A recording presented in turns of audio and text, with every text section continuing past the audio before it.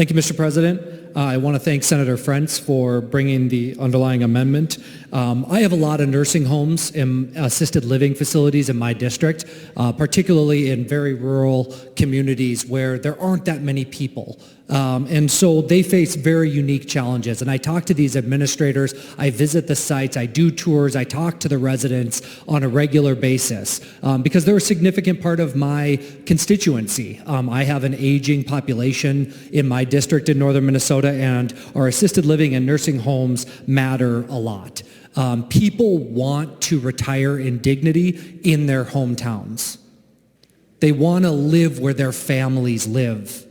And having those family nearby, having the ability for your loved one, your spouse, your kids, your family to visit you is a critical component to growing older, to being in these facilities and not feeling lonely.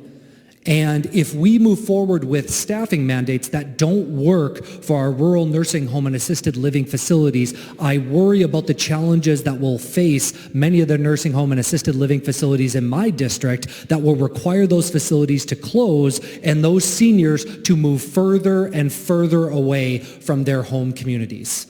And that in and of itself would create additional challenges as they grow older.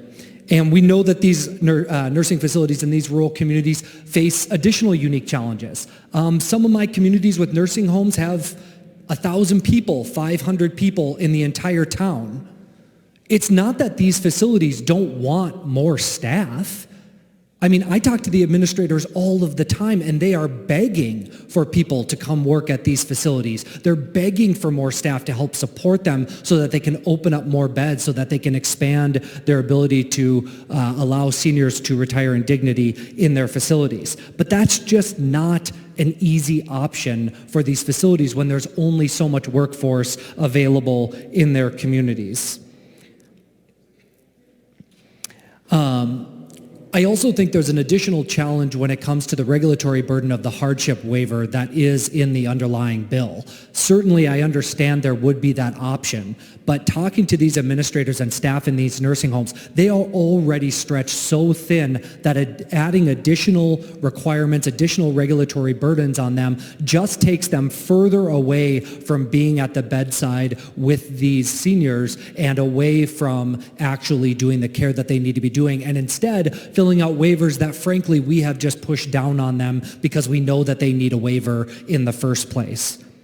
I want to say thank you to Senator Hoffman, the chief author of this bill, because he has been a champion for the critical nursing home funding that I have really been pushing for, that go to some of the hardest reaching nursing home and assisted living facilities in our state. But if we're going to do additional mandates, we should look at funding like that program and others when considering these types of mandates.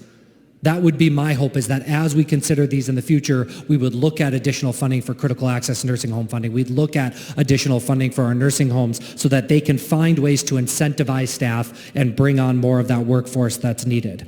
I also want to thank Senator Dibble for his thoughtfulness on this issue, really standing up and looking out for people, putting people first.